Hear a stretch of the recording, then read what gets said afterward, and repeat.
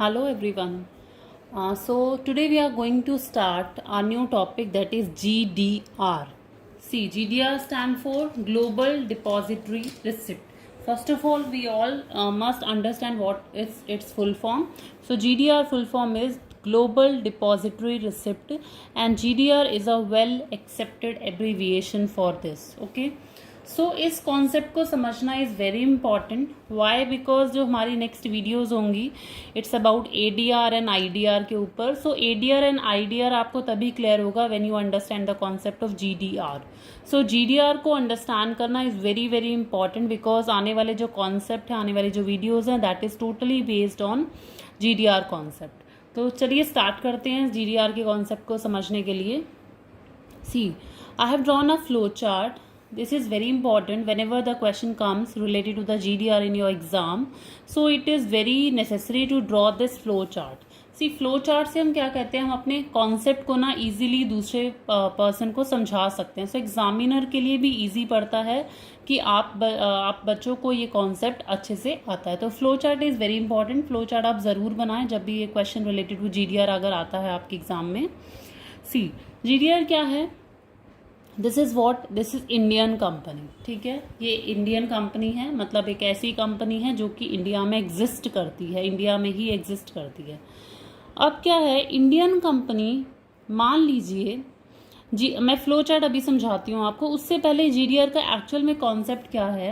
हमारी जो Indian companies होती हैं, यानी हमारी जितनी भी MNCs हैं, जितनी भी कंपनीज हैं जो इंडिया में एग्जिस्ट करती हैं, वो जनरली जो फंड्स रेस करती हैं, यानी जो पैसा रेस करती हैं फ्रॉम इंडियन मार्केट करती हैं. जो हमारी इंडियन कंपनीज हैं वो जनरली जो फंड रेस करती हैं वो इंडियन मार्केट से ही करती हैं, यानी इंडिया में जितने भी लोग हैं उनसे पैसा रेस करती है.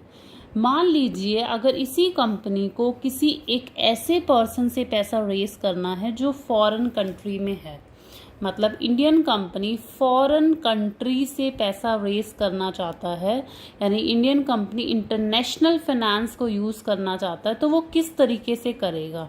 So answer is with the help of GDR. ठीक है, बहुत सिंपल सा कॉन्सेप्ट है. इंडियन कंपनी अगर फॉरेन इन्वेस्टर से पैसा रेस करना चाहे by the issue of shares, तो वो कैसे करेगा? With the help of GDR करेगा. अब कैसे करता है ये हम फ्लो चार्ट से समझते हैं. This is what company which exist in India. Okay, Indian company के जो शेयर्स हैं वो किस में इशू होंगे? लोकल करेंसी में.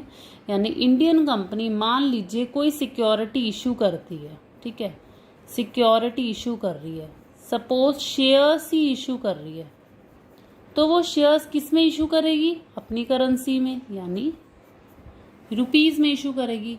इंडियन कंपनी ने शेयर्स इशू करे, सिक्योरिटी इशू करी अपने रुपीस में, करेंसी, क्योंकि उसकी local currency, well accepted currency India में क्या है? रुपीस, तो उसी में करेगी. अब क्या हुआ, जो ये वाले शेयर्स थे, यानी जो रुपीस वाले हमारी लोकल करेंसी के शेयर्स थे, वो हमने ट्रांसफ़र कर दिए डिपॉजिटरी बैंक में. क्या हुआ कि हमारे जो इंडियन कंपनी के शेयर्स थे वो हमने ट्रांसफ़र कर दिए, दे दिए डिपॉजिटरी बैंक में. डिपॉजिटरी बैंक एक बहुत इम्पॉर्टेंट रोल प्ले करता है इस GDR के कॉन्सेप्ट में. कैसे?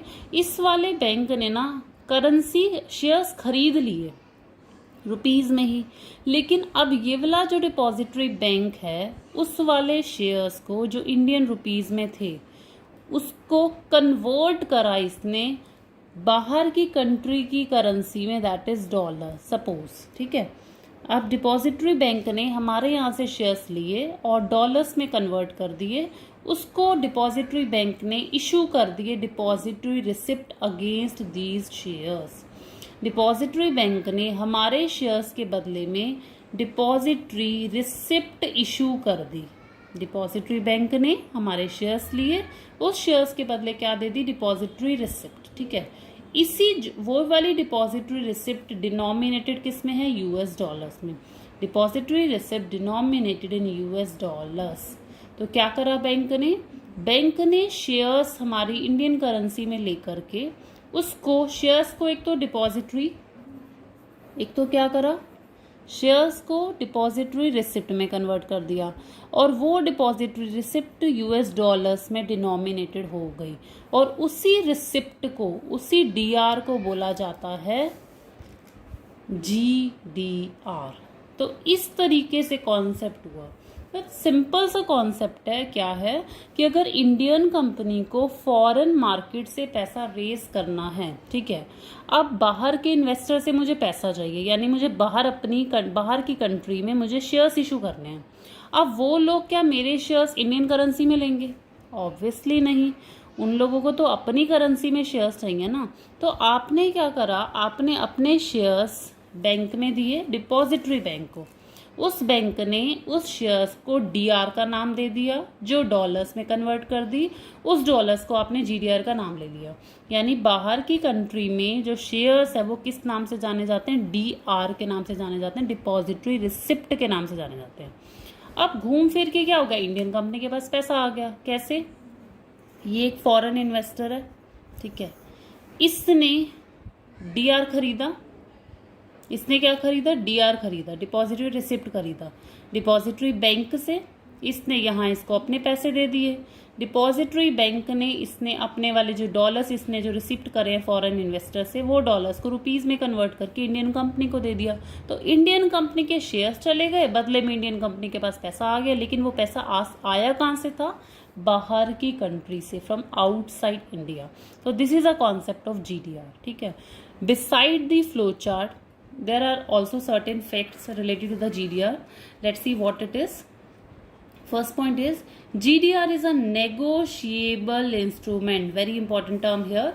Negotiable instrument. Negotiable मतलब freely transferable, यानी एक जगह से दूसरी जगह, एक पर्सन से दूसरे पर्सन तक आसानी से ट्रांसफर हो सकता है जब इसको नेगोशिएबल करा जाता है।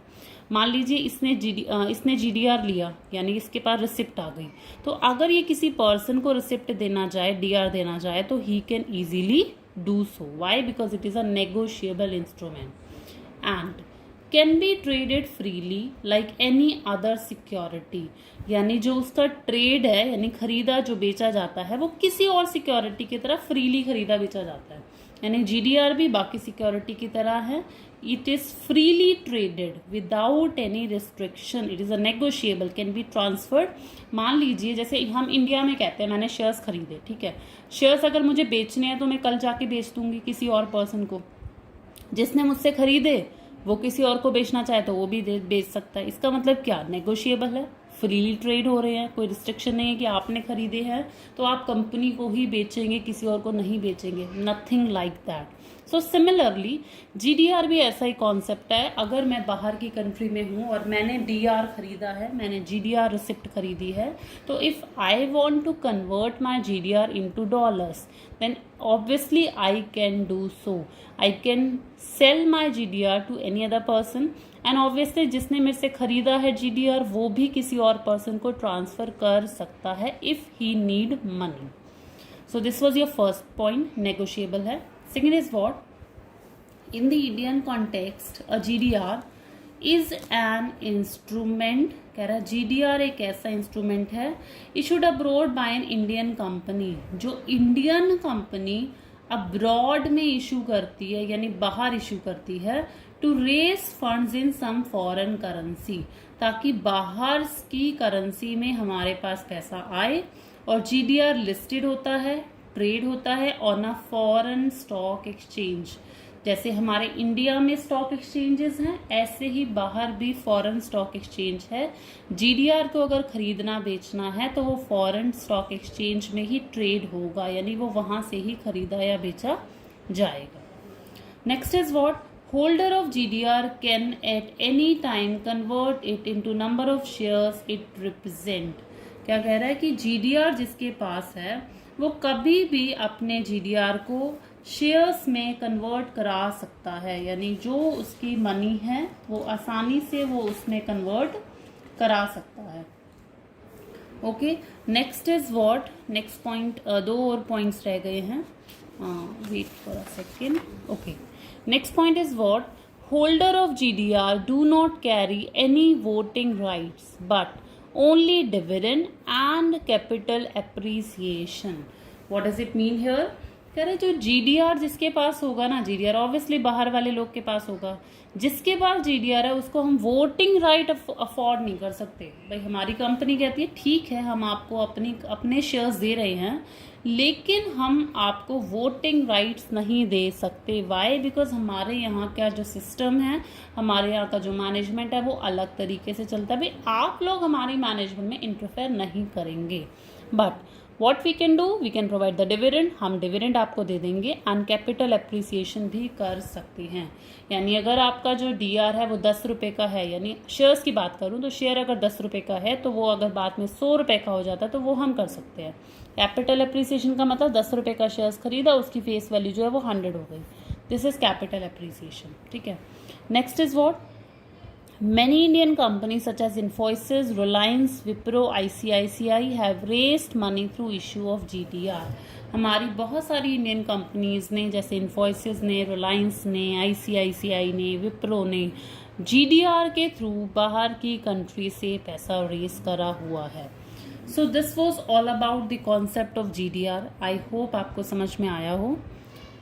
ओके, सो नेक्स्ट वीडियो में हम कवर करने वाले हैं अपने नेक्स्ट कॉन्सेप्ट को, that is about the ADR। तो इस वीडियो को आप थोड़ा सा दोबारा से ध्यान से देखें सो दैट आपको GDR का कॉन्सेप्ट क्लियर हो, ताकि आप नेक्स्ट वाला वीडियो भी आसानी से अंडरस्टैंड कर सकें। तो थैंक यू सो मच।